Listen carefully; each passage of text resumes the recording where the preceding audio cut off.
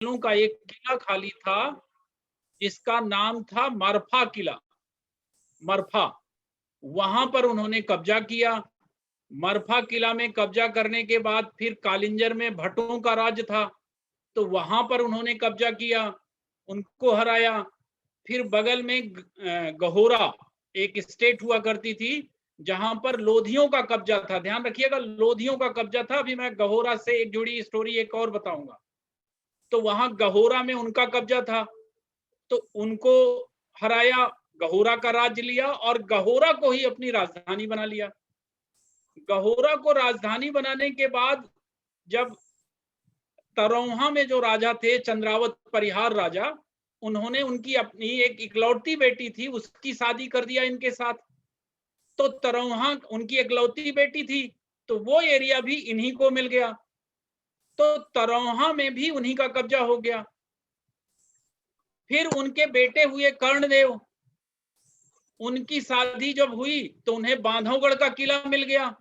तो इस तरह बांधवगढ़ में भी उन्हीं के अधिकार क्षेत्र में आ गया। और फिर राजा जब विक्रमादित्य बने तो उन्होंने उनके समय में पहले तो ले लिया गया उनका राज्य बांधवगढ़। बाद में रामचंद्र जी आए, रामचंद्र जी के समय में बांधवगढ़ राजधानी हो गए। जो पहले गहोरा राजधानी थी वो रामचंद्र जी के समय में बांधवगढ़ हो गई। फिर रामचंद्र जी के बाद विक्रमादित्य आए, तो विक्रमादित्य ने राजधानी, विक्रमादित्य के समय में कहते हैं कि 1597 में अकबर ने बांधवगढ़ को अपने कब्जे में ले लिया था। मतलब बांधवगढ़ जो कभी बघेलों की राजधानी थी, वो राजधानी अब किसकी बन गई? वो राजधानी अब बन गई, वो किसका हिस्सा बन गया? मुगल सल्तनत का हिस्सा बन गया। अब मुगल सल्तनत का हिस्सा बनने के बाद विक्रमादित्य ने फिर किस तरीके से उसको फिर से अपने हिस्से में लिया, मैंने उसकी कहावत भी बताई थी आपको। और फिर से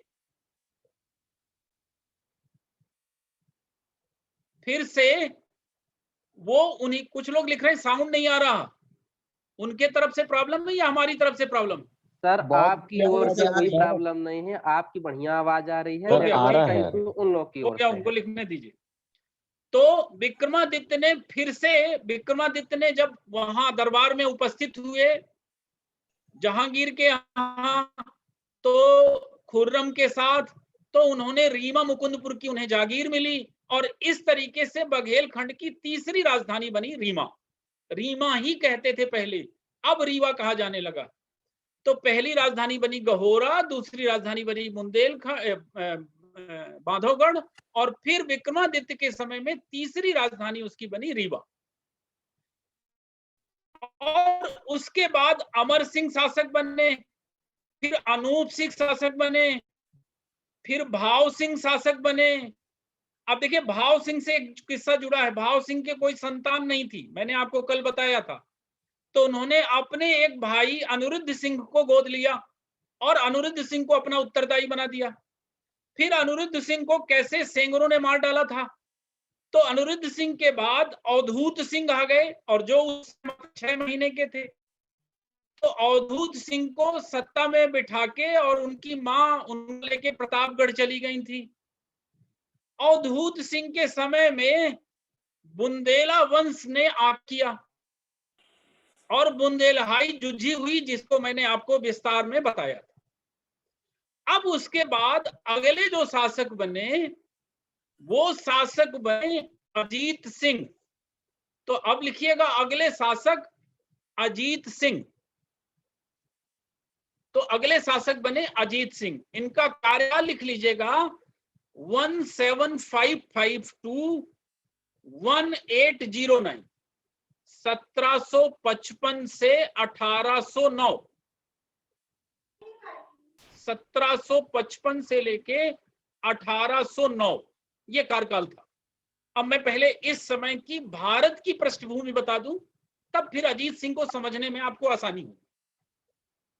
अब 1707 में औरंगजेब खत्म हो गए थे, और औरंगजेब मुगल सल्तनत का अंतिम महत्वपूर्ण शासक था, जिसने पूरे भारत पे कब्जा किया हुआ था। 49 वर्ष शासन किया औरंगजेब ने।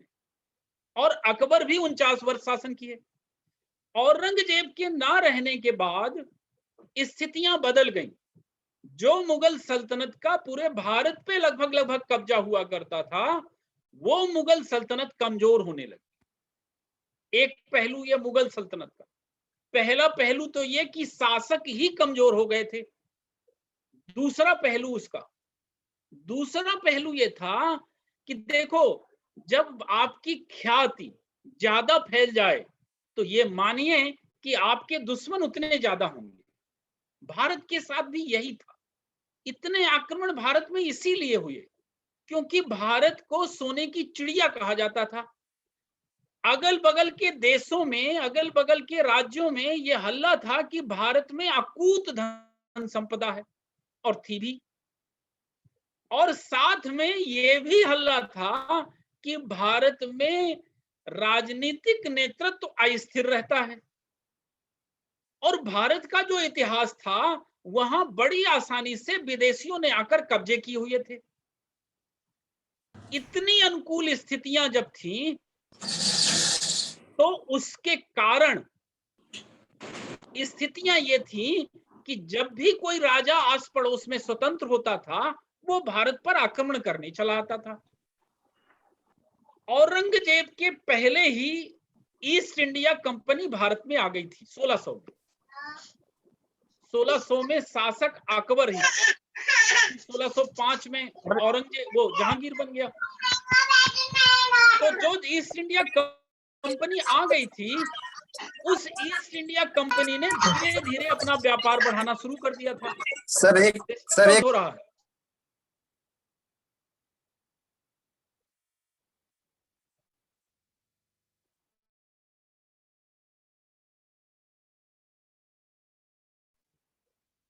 चलिए, आ रही है आवाज? हेलो, आ रही है सर। आ रही है। तो ईस्ट इंडिया कंपनी जो 1600 में आई थी, धीरे धीरे करके उसने अपना वो पहले आई तो व्यापार करने थी, लेकिन बाद में जब उसने देखा कि भारत में भारी राजनीतिक रिक्तता है, एक राजा कोई ऐसा नहीं है जिसका पूरे भारत में होल्ड हो। जाति के आधार पर राजा शासक कर रहे हैं, जातिगत फूट है, धार्मिक फूट है, एक एरिया का दूसरे एरिया से कोई कनेक्शन नहीं है। इतने सारे क्लू जब उसे मिले, और इधर औरंगजेब का अवसान भी हो गया, तो जो थोड़ी बहुत राजनीतिक एकता थी, जो थोड़ी बहुत राजनीतिक सशक्तता भारत में थी, वो भी समाप्त हो गई। इस कारण से कंपनी ने अपना विस्तार करना शुरू कर दिया और बंगाल में कब्जा करने के लिए उसने युद्ध लड़ना शुरू कर दिया। और ऐसा ही एक युद्ध हुआ, अभी मैं शॉर्ट में बता रहा हूं, फिर मैं आपको और डिटेल बताऊंगा। ऐसा ही एक युद्ध हुआ, सबने उसका नाम सुना होगा। 1757 में एक युद्ध हुआ। 1757 में प्लासी बंगाल का एक स्थान है, वहां पे युद्ध हुआ। उसमें अंग्रेजों की तरफ से लॉर्ड क्लाइव लड़े। प्लासी बंगाल का एक स्थान है, और उस समय बंगाल का नवाब था सिराजुद्दौला। जो युद्ध में लड़ा वो सिराजुद्दौला की सेना थी। और भारत का जो शहंशाह था, भारत का जो बादशाह था, उसका नाम था शाह आलम।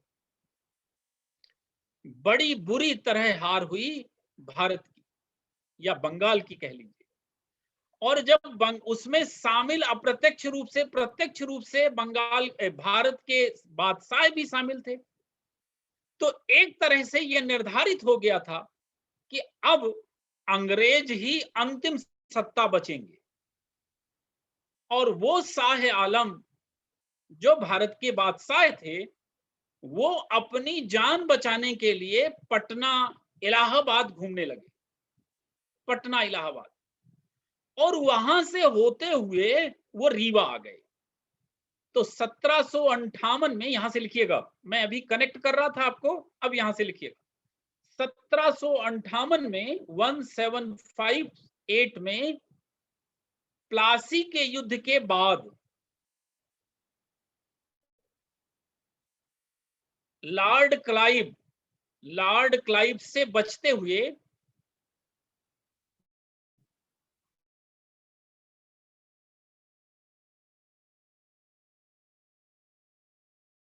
ने अजीत सिंह से शरण मांगी। रीवा राजा अजीत सिंह से शरण मांगी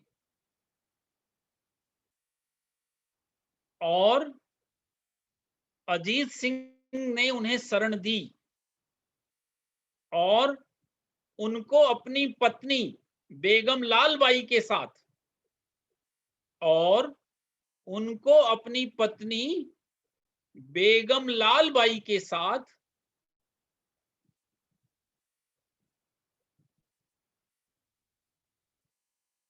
लॉर्ड क्लाइव के डर से सिराजुद्दौला रीवा आए और शाह आलम रीवा आए और अपनी पत्नी बेगम लाल बाई के साथ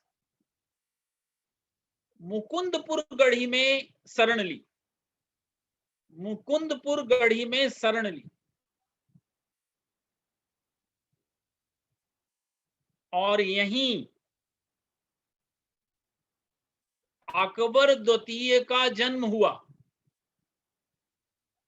यहीं उनके बेटे अकबर द्वितीय का जन्म हुआ, जो बाद में भारत का बादशाह बना, जो बाद में भारत का शासक बना। जितने लोगों ने अपना नाम नहीं लिखा, रेडमी, जियो, गैलेक्सी, केवल उन्हीं को वॉइस में प्रॉब्लम है। जो नाम लिख के क्लास ज्वाइन कर रहे हैं उनमें से किसी को कोई प्रॉब्लम नहीं। एक भी मैसेज मेरे पास जिनका नाम लिखा आ रहा है ऐसा नहीं आया। जिनका नाम नहीं लिखा है उनके हर 1 मिनट में एक मैसेज आ जाता है कि आवाज नहीं आ रही। अब वो पता नहीं आ नहीं रही या वो क्लास को डिस्टर्ब कर रहे हैं।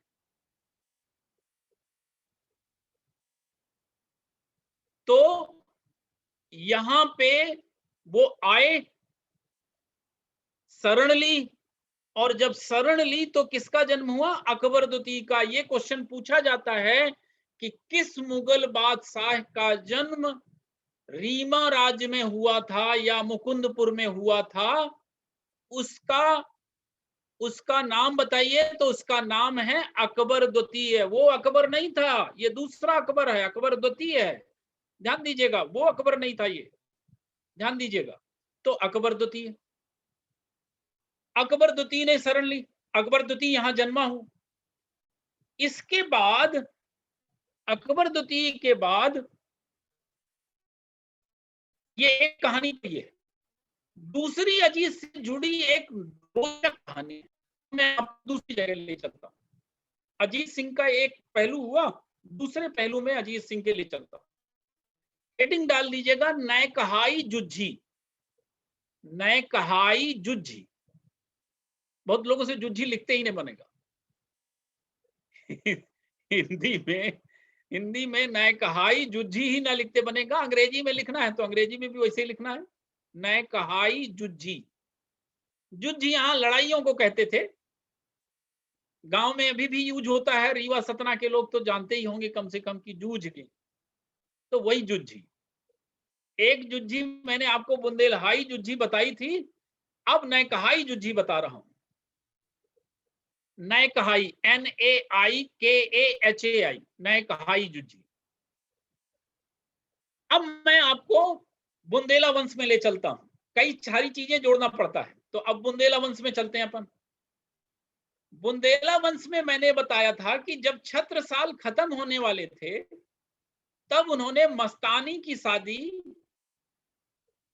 बाजीराव से कर दी थी। और नहीं भी जानते रहे होंगे तो अब दीपिका पादुकोण और रणवीर सिंह की पिक्चर आ गई तो सभी लोग जानते लगे होंगे। दरअसल दुर्भाग्य हम लोगों का इतना ही है कि हम लोग सारी चीजें हीरो हीरोइन के माध्यम से ही जानते हैं। टीकाकरण करवाना है तो शाहरुख खान प्रचार करेगा, कहां से पढ़ें ये शाहरुख खान ही बताएगा, बाईजूस ऐप से पढ़िए तब समझ में आएगा। सेना की महत्ता भी सैनिक नहीं कोई नचैया गवैया ही बताएगा। तो ये हम लोगों का दुर्भाग्य है, पर अब है, हमारे रोल मॉडल वही है। साइंटिस्ट, टीचर, डॉक्टर, सबकी भूमिका वही अदा कर रहे हैं। तो उसी ने बताया होगा, आप तो वहीं से जान गए होंगे, आज अब मेरा बताया जान लीजिए। तो वो नैकहाई जुज्जी हुई कैसे? तो मस्तानी के साथ शादी हुई बाजीराव की। अब उसके बाद वो थे तो मराठा पेशवा, उनसे उनका एक पुत्र पैदा हुआ जिसका नाम था शमशेर बहादुर। बाजीराव मस्तानी के एक पुत्र पैदा हुआ जिसका नाम था शमशेर बहादुर। अब देखिए, नाम इनका मुस्लिम हो गया, क्यों? क्योंकि इन्हें ब्राह्मण मानने से इंकार कर दिया गया था। क्यों? क्योंकि मस्तानी की मां कहते हैं मुस्लिम थी। तो शमशेर बहादुर हुए, और फिर शमशेर बहादुर का पुत्र हुआ अली बहादुर। लिखते जाइएगा, कई कड़ियां जोड़ना। बाजीराव मस्तानी, मस्तानी थी बुंदेला वंश की, बाजीराव थे मराठा पेशवा। जब उनके ऊपर इलाहाबाद के नवाब मोहम्मद बंगस ने आक्रमण किया था, तब छत्रसाल ने बाजीराव से सहायता मांगी थी। मैंने सारी चीज आपको बताई। और जब वो सहायता देने आए थे, तब उन्हें दो पुत्र थे उनके। छत्रसाल के 2 पुत्र थे, लेकिन उन्होंने राज्य के 3 भाग किए थे। एक भाग दिया था बाजीराव को, और 2 भाग में से एक भाग अपने पुत्रों को दिया था। उस बाजीराव के संतान हुई शमशेर बहादुर, और शमशेर बहादुर का लड़का था अली बहादुर। बस अभी इतना ध्यान रखिएगा। अब यहां क्या हुआ कि छत्रसाल के मरने के बाद, छत्रसाल की मृत्यु के बाद, उनके पुत्रों हृदय शाह और जगत राय के बीच गृह युद्ध हो गया। हृदय शाह और जगत राय के बीच गृह युद्ध हो गया। तो वहां गृह युद्ध फंस गया। और यहां यानी रीवा में 1755 में अवधूत सिंह के बाद अजीत सिंह शासक बन गए।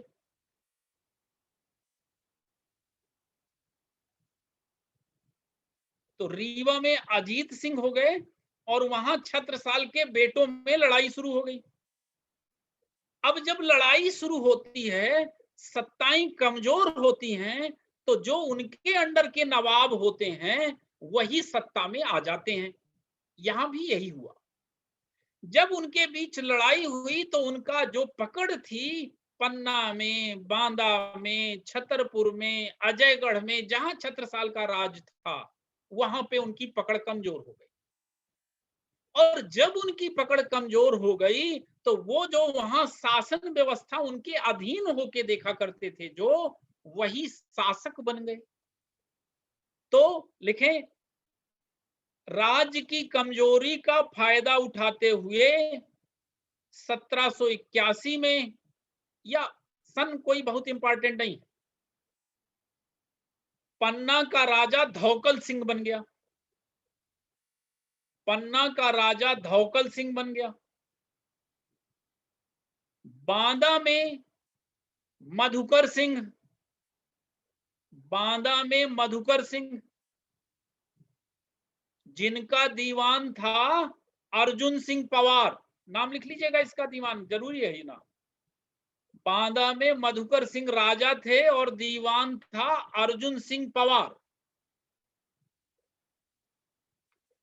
अजयगढ़ में राजा था गज सिंह। अजयगढ़ में राजा था गज सिंह।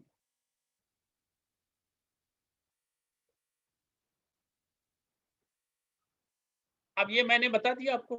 अब ये हुआ क्या, जो बांदा में थे मधुकर सिंह, उनका जो दीवान था वो भारी तेज था।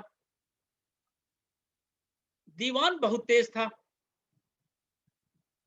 और जब बहुत तेज था तो उसने क्या किया कि सेना ले जाके राजा वही करता था जो वो कहता था। तो वो सेना, और वो मधुकर सिंह भी कम उम्र के थे तो वो उसी के अधीन थे। अब क्या है कि अर्जुन सिंह ने क्या किया कि सेना ले जाके अजयगढ़, पन्ना दोनों को अपने कब्जे में लेना चाहा। तो लिखें अर्जुन सिंह ने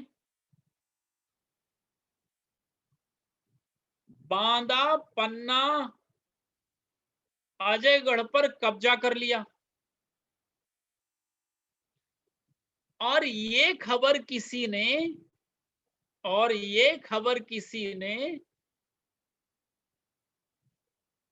अली बहादुर को पहुंचा दी। अली बहादुर कौन था भाई? उसी मस्तानी के लड़के का लड़का। अली बहादुर के पास ये खबर पहुंच गई कि एक दीवान राजाओं को अपदस्थ कर रहा है, उनकी सत्ताएं छीन रहा है। अब उसको लगा कि ये तो बहुत अच्छा मौका है, जब दीवान ही कब्जा किए ले रहा है तो अगर मैं चला जाऊंगा तो मैं तो सबकी सत्ताएं हासिल करके मैं राजा बन जाऊंगा वहां पर। और यही हुआ। अली बहादुर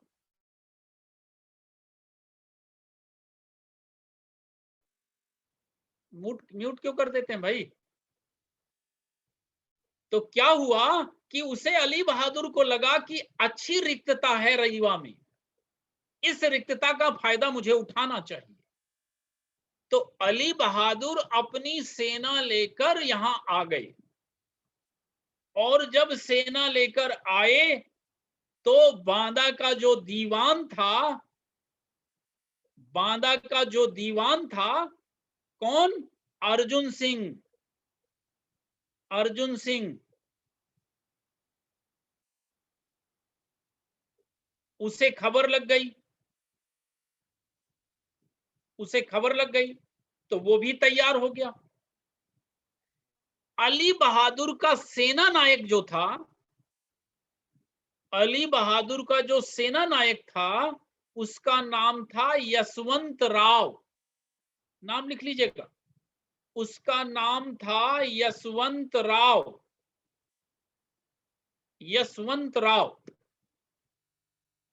भारी तेज था यशवंत राव ने ऐसी जाल बिछाई कि अर्जुन सिंह मारा गया।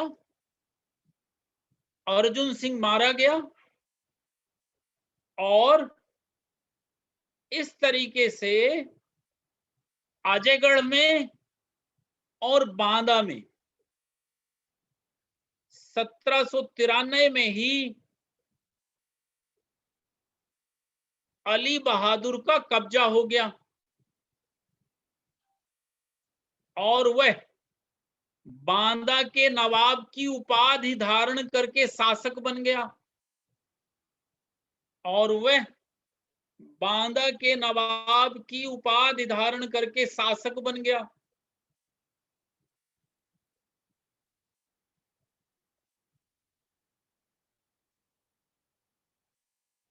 अब बचा पन्ना का राजा।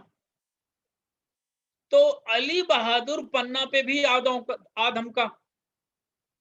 तो जब पन्ना की तरफ अली बहादुर बढ़ा तो पन्ना का जो राजा धौकल सिंह था वो भागकर रीवा में शरण लिया। पन्ना का राजा धौकल सिंह भागकर रीवा में शरण ली। और रीवा में शासक कौन था? अजीत सिंह। रीवा में शासक था अजीत सिंह।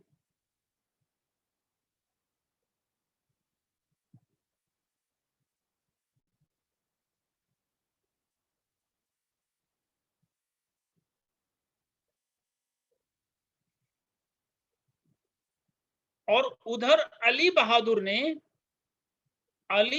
ने मड़फा और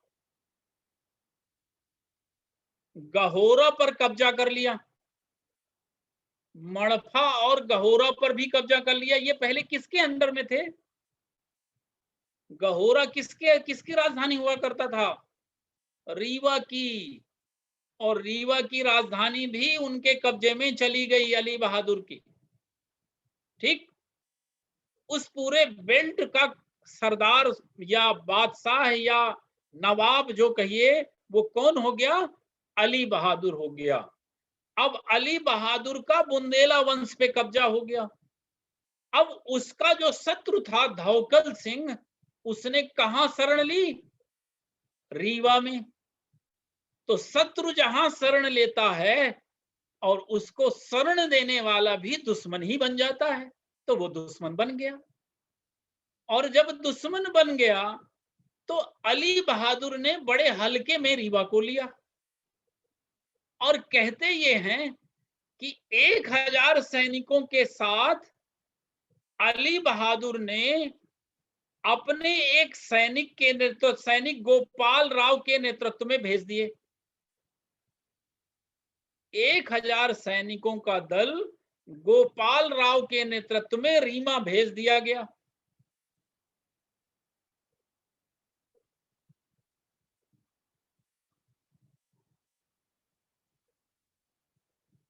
अब देखिए, जो लिखा है मैं वही बता रहा हूं आपको। अब यहां क्या हुआ कि 30 सैनिकों के साथ एक बघेल सरदार थे, खुमान सिंह बघेल, नाम लिख लीजिएगा। खुमान सिंह बघेल 30 सैनिकों के साथ, 30 सैनिकों के साथ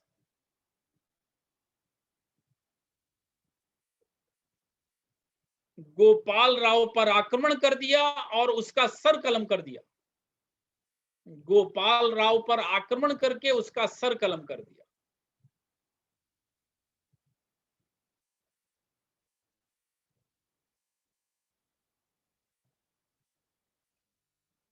अब गोपाल राव मारे गए। अब जब गोपाल राव के मारे जाने की सूचना वहां पहुंची, अब मैं दूसरी थोड़ी सी एक स्टोरी और जोड़ रहा हूं यहीं से। एक तो खुमान सिंह बघेल के ही वंश में बाद में रणमत सिंह पैदा हुए थे, जिन्होंने 1857 के स्वतंत्रता संग्राम में भाग लिया था और जिनके नाम पर रीवा का TRS कॉलेज, ऐतिहासिक कॉलेज, वो इन्हीं खुमान सिंह बघेल के वंशज थे, रणमत सिंह। ठीक, ये मनकहरी के थे, रीवा के मनकहरी के थे खुमान सिंह बघेल, और इन्हीं के वंशज थे रणमत सिंह, जिन्होंने 1857 के स्वतंत्रता संग्राम में भाग लिया। और इन खुमान सिंह ने 1000 की सेना को लौटाया, ऐसा लिखा मिलता है रीवा राज्य के इतिहास में। अब जब ये सूचना अली बहादुर के पहुंची तो वो आग बबूला हो गया। और इधर देखिए राज्य के अंदर कैसी स्थितियां होती हैं वो समझिए आप।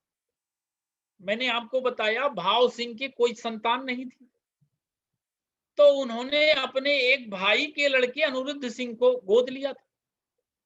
और उनका एक भाई और था, उसके लड़के को गोद नहीं लिया था, वो नाराज था। वो नाराज था, तो वो नाराज था, उसके नाराज होने के कारण वो पहुंच गया दरबार में। महाराज सिंह नाम था, कहां? अली बहादुर के दरबार में। और अली बहादुर के उसने कान भरने शुरू किए। उसने कहा कि आपके 2 दुश्मन इस समय रीवा राजघराने में हैं, एक धौकल सिंह पन्ना वाला राजा और दूसरा जिसने आपके सैनिक को मारा है, खुमान सिंह। और दोनों को रीवा राजा ने शरण दी है, इसलिए वो आपका दुश्मन है।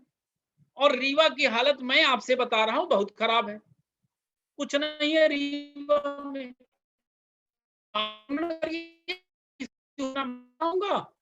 और आप जीत लेंगे।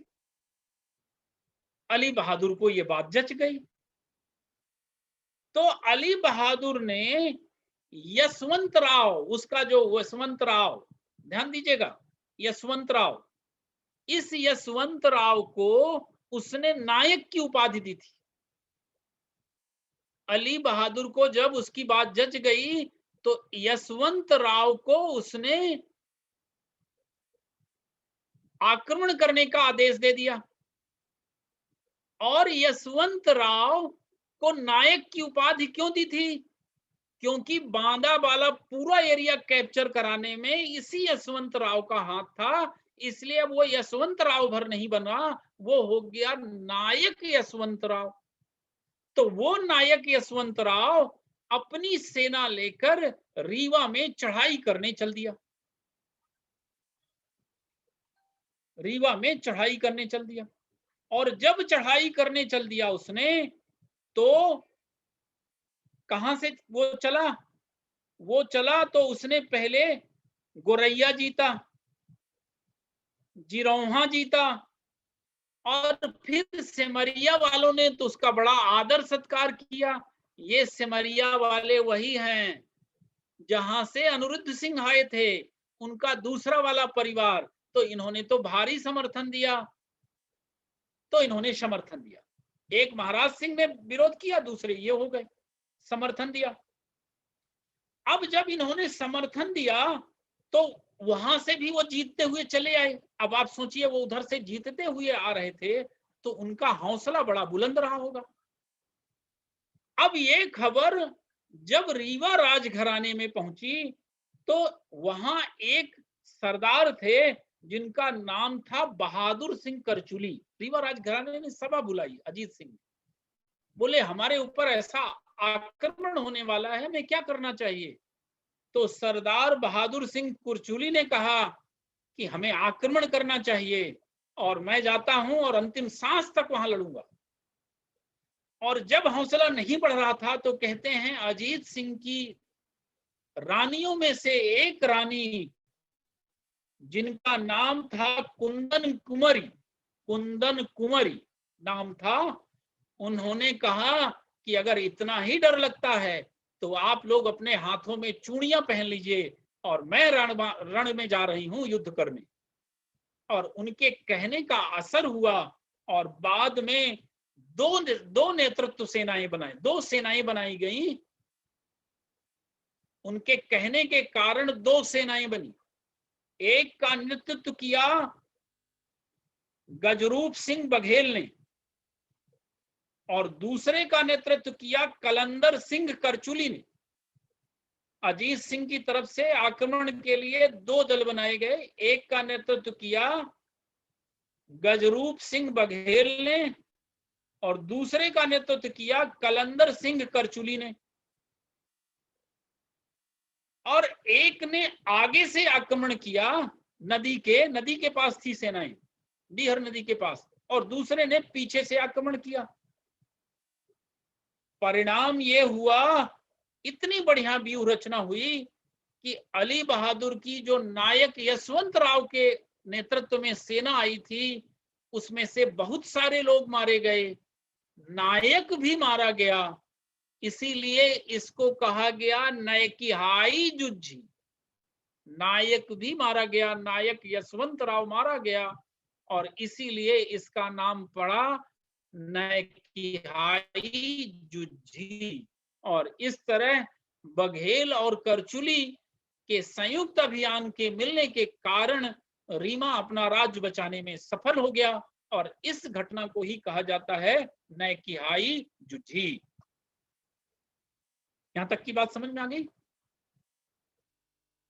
यहां तक की बात समझ में आ गई तो आगे बढ़ू मैं।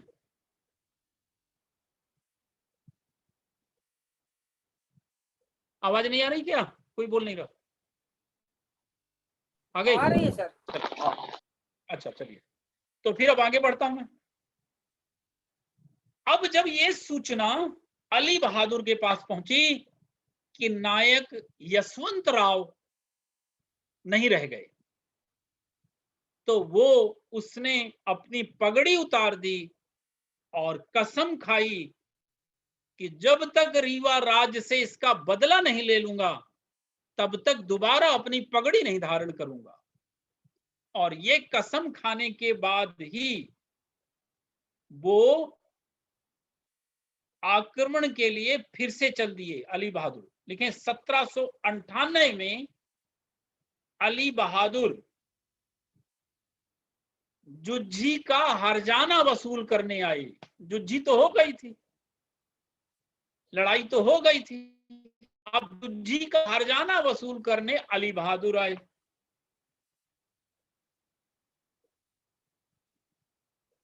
और रीवा राज्य के प्रवक्ता जो थे वो थे कलंदर सिंह। रीवा राज्य के प्रवक्ता बने कलंदर सिंह। बातचीत हुई, बातचीत में उन्होंने कहा हमें 10 लाख रुपया चाहिए। और रीवा राजघराने की स्थिति बिल्कुल खस्ता हाल थी। 1798 की बात बता रहा हूं, खस्ता हाल थी रीवा राजघराने की स्थिति। तो बोले 10 लाख चाहिए। 10 लाख था नहीं, जोड़ बटोर के जो पैसा मिला वो कहते हैं लगभग 12,500 रुपया मिला था उस जमाने में। लेकिन उसमें अली बहादुर संतुष्ट नहीं हुए। तो जब वो संतुष्ट नहीं हुए तो वो कलंदर सिंह जो प्रवक्ता थे उन्हीं को पकड़ के ले गए। बोले ये अमानत में मेरे पास तब तक जमा रहेगा जब तक कि आप मेरा पैसा नहीं दे देंगे। तो अमानत बतौर कलंदर सिंह को लेके अली बहादुर चले गए। बाद में त्योंथर का इलाका गहन रख के पैसा दिया गया, तब कलंदर सिंह रीवा आए। त्योंथर का इलाका गहन रख के पैसा दिया गया, तब कलंदर सिंह रीवा आए। ये है कहानी पूरी कलंदर जुज्जी की, सॉरी नयकहाई जुज्जी की।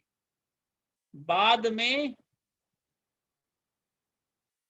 नागपुर के भोंसले राजाओं ने शहडोल संभाग पर कब्जा कर लिया था।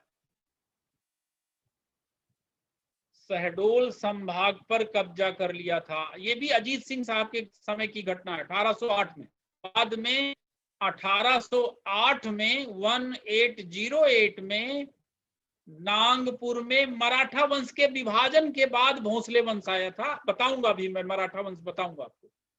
तो वहां का भोंसले वंश रीवा राजघराने का जो शहडोल के आसपास वाला एरिया था उस पर कब्जा कर लिया और वो रीवा राज्य से अलग हो गया, उनके कब्जे में चला गया।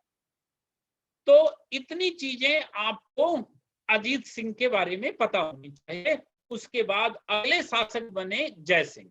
तो अगला हेडिंग डालिए जय सिंह, 1809 से 1833।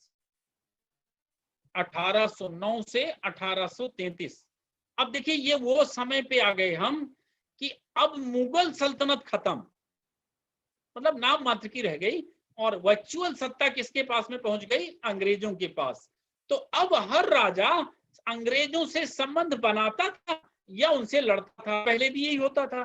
पहले क्या करते थे? या तो मुगलों से संबंध बनाते थे या लड़ते थे।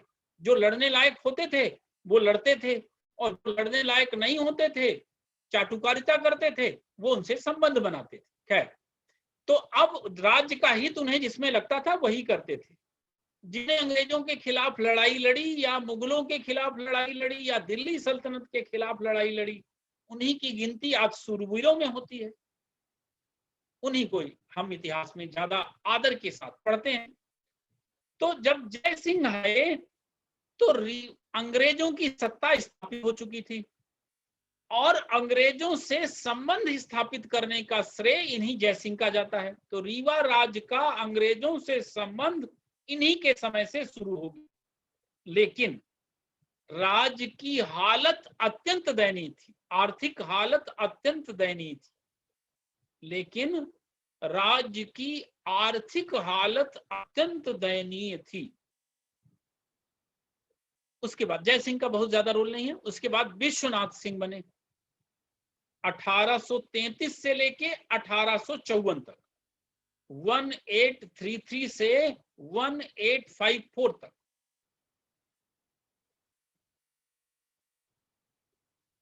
इनका युद्ध में तो बहुत योगदान नहीं था, लेकिन साहित्य में योगदान था। हिंदी भाषा का पहला नाटक, याद रखिएगा, हिंदी भाषा का पहला नाटक आनंद रघुनंदन इन्हीं ने लिखा। हिंदी भाषा का पहला नाटक आनंद रघुनंदन इन्हीं ने लिखा। इन्हीं के समय से महाराज कुमार अलंकरण शुरू हो गया। महाराज कुमार जो रीवा की परंपरा है वो इन्हीं के समय से शुरू हुई।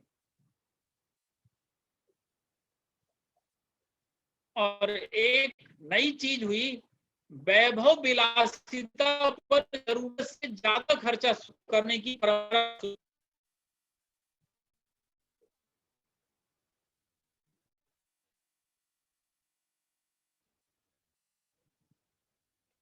राजा का नाम विश्वनाथ सिंह।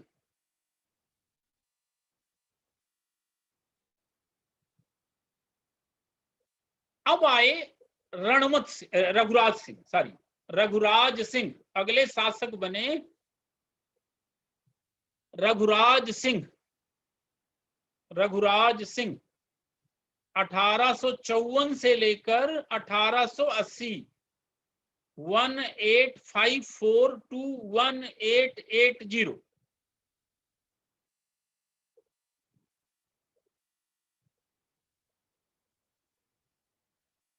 इन्हीं के कार्यकाल में 1857 का प्रथम स्वतंत्रता संग्राम हुआ।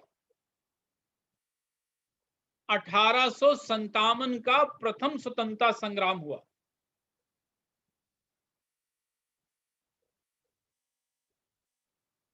और कुछ लोग ये आरोप लगाते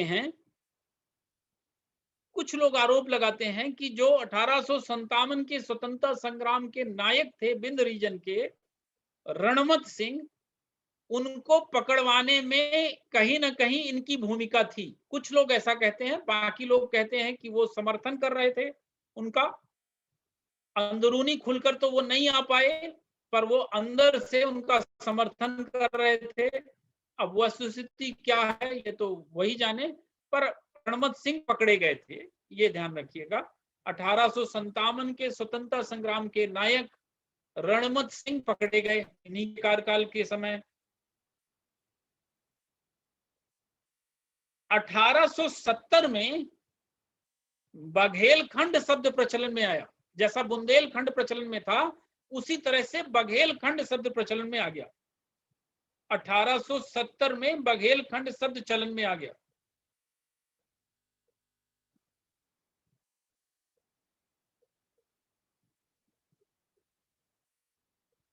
गोविंदगढ़ नगर और विशाल तालाब इन्हीं के समय स्थापित हुआ।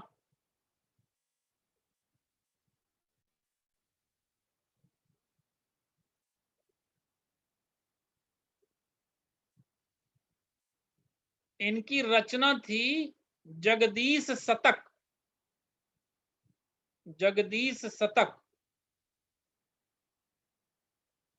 और एक जो दुखद बात हुई इनके टाइम में कि खर्चा इतना शासन का बढ़ गया था कि ये चला नहीं पा रहे थे, इसलिए शासन का प्रबंध, राज्य का प्रबंध ब्रिटिश सरकार के हाथ चला गया। लिखें, शासन का खर्च अधिक था, इसलिए 1875 में राज्य का जो प्रबंध था वो ब्रिटिश के हाथ चला गया रघुराज सिंह के समय में।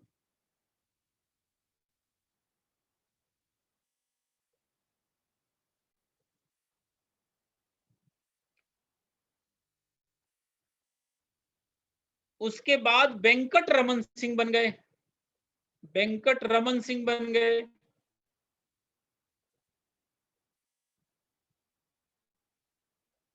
1880 से लेके 1918 तक।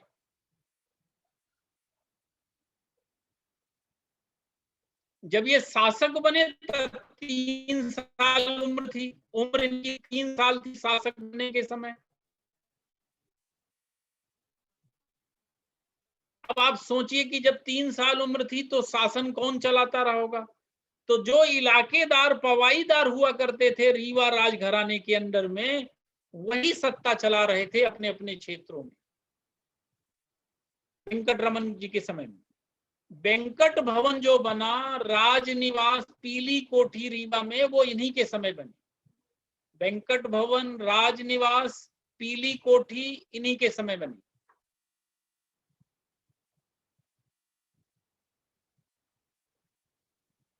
रीवा सतना बांधवगढ़ में फौजी छावनी बनी।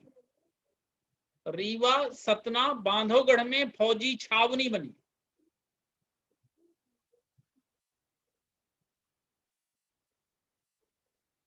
और बघेलखंड नाटक कंपनी की स्थापना हुई। बघेलखंड नाटक कंपनी की स्थापना हुई।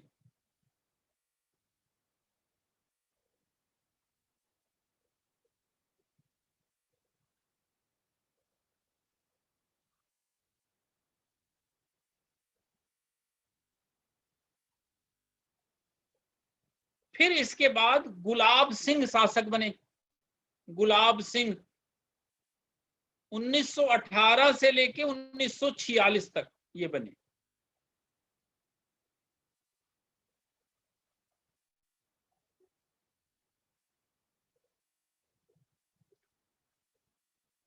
इन्हीं के समय में नैकिहाई जुज्जी में जो लोग मरे थे उनकी छतरियां इन्हीं के समय बनाई गई थी। बहुत इंपॉर्टेंट, मध्य प्रदेश के हिसाब से नहीं है, रीवा के हिसाब से आप जानना चाहें तो बता दिया मैंने। मध्य प्रदेश में इतना डीप मुझे नहीं लगता पूछेगा, अगर पूछे तो गुलाब सिंह के समय में ही नैकिहाई जुज्जी की छतरियां, स्मारक बनाए गए थे, है ना। और इन्होंने कहते हैं कि गांधी जी के जो कार्यक्रम है, तब तक नेशनल मूवमेंट बहुत तेजी से चालू हो गया था 1918 के बाद। असहयोग आंदोलन 1919-20 में चला। उसके बाद असहयोग आंदोलन के बाद इन्हीं के समय में भारत छोड़ो आंदोलन भी चला 1918 से लेके 1946 तक। तो जो गांधी जी के कार्यक्रम थे, कहते हैं इन्होंने भी अपने राज्य में लागू किया। गांधी जी के कार्यक्रम अपने राज्य में इन्होंने लागू किया। परिणाम स्वरूप अंग्रेज नाराज हो गए और आदेश कर दिया कि आप अपना राज्य छोड़कर चले जाएं और अपना शासन अब मार्तंड सिंह जी को दे दें, उनके बेटे को। अंग्रेज नाराज हो गए और इनसे शासन छुड़ाकर मार्तंड सिंह को दे दिया। 46 में वो शासक बन गए।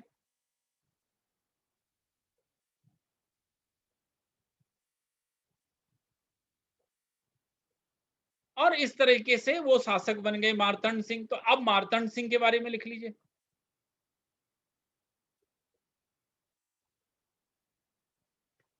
छियालीस से 48 तक शासक रहे। महारानी का नाम था प्रवीण कुमारी।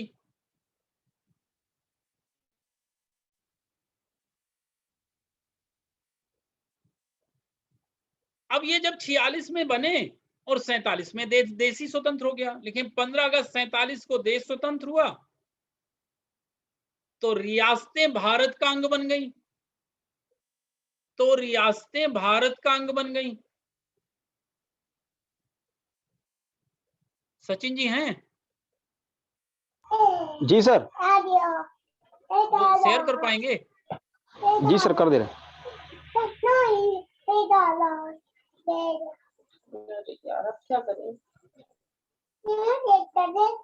ये थोड़ा सा जूम करके बड़ा कर दीजिएगा, वैसे दिख तो रहा है।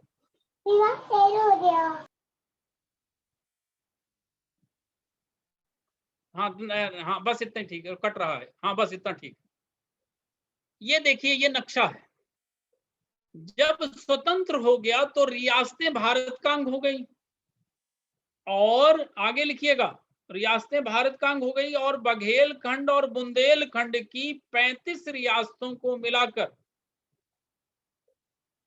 1948 में विंध्य प्रदेश बनाया गया।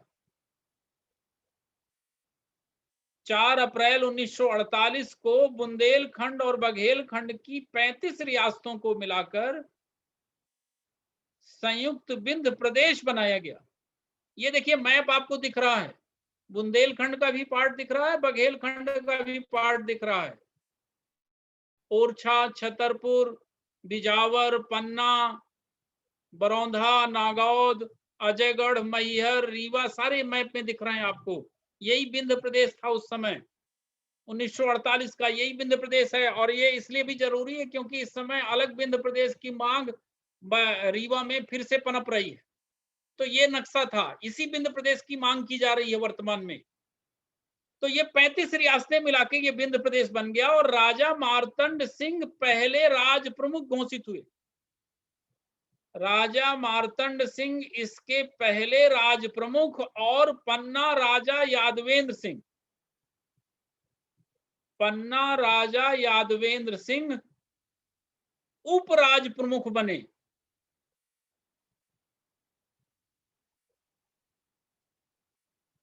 और अवधेश प्रताप सिंह प्रांत के, उस समय प्रधानमंत्री ही संबोधन था तो प्रधानमंत्री बने।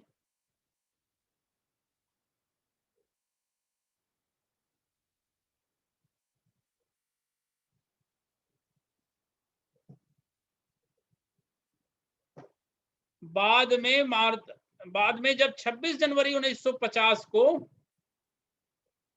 संविधान लागू हो गया तो मार्तंड सिंह जी ने पद छोड़ दिया।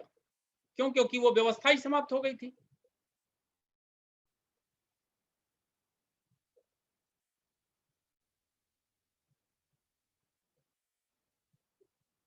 और बाद में जब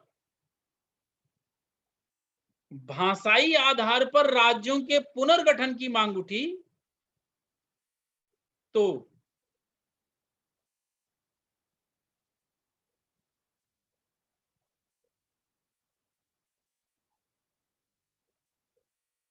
इस लाइन को अभी थोड़ा काट दीजिएगा, इसके पहले एक लाइन और प्लीज, थोड़ा सा डिस्टर्ब कर रहा हूं। इसके पहले की एक लाइन छूट जाएगी तो मजा नहीं आएगा बाद में लिखाने पे, इसलिए कंटिन्यूएशन में लिखिए। 1950 में वो लागू हो गया और देश के पहले आम चुनाव 1952 में हुए। ऐसा लिखिए, देश के पहले आम चुनाव 1952 में हुए। विंध्य प्रदेश में कांग्रेस पार्टी जीती।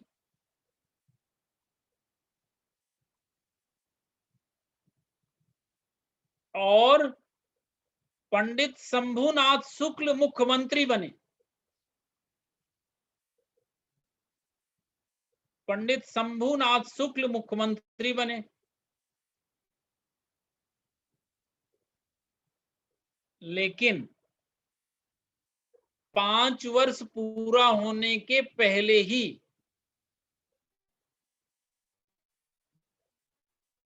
5 वर्ष पूरा होने के पहले ही 1 नवंबर 1956 को राज्य पुनर्गठन हुआ और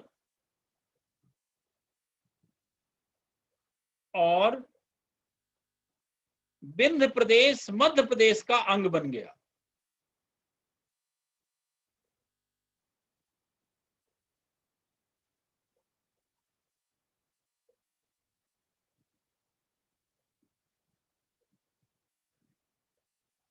एक चीज और लिख लीजिए फिर ये लेक्चर खत्म हो जाएगा।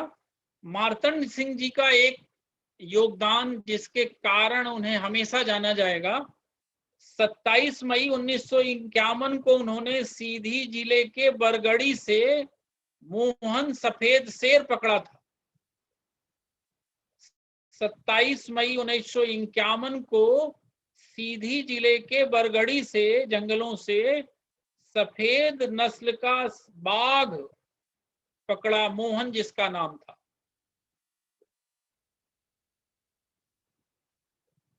अब तो विंध्य प्रदेश से वो भी अलग हो गया, शहडोल भी, बुंदेलखंड पहले न अलग हो गया था। शंभुनाथ शुक्ल शहडोल के थे। देखिए ये शख्सियत में भी ये सब पूछा जाएगा, शख्सियत में पूछा जाएगा, इसलिए मैं सारी चीजें कवर कर, ये है बघेलखंड का इतिहास। सारी चीजें कवर हो गई और सारा जो भी इसमें महत्वपूर्ण पॉइंट थे वो सारे करा दिए गए। और मेरे ख्याल से आपको समझ में आ गया होगा। और भी अगर कोई आपके क्वेरी हो पूछ सकते हैं।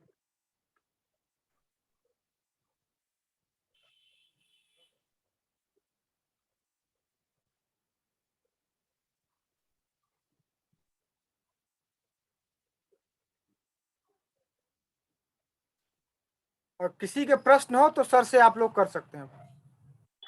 सर ये 4 अप्रैल 1900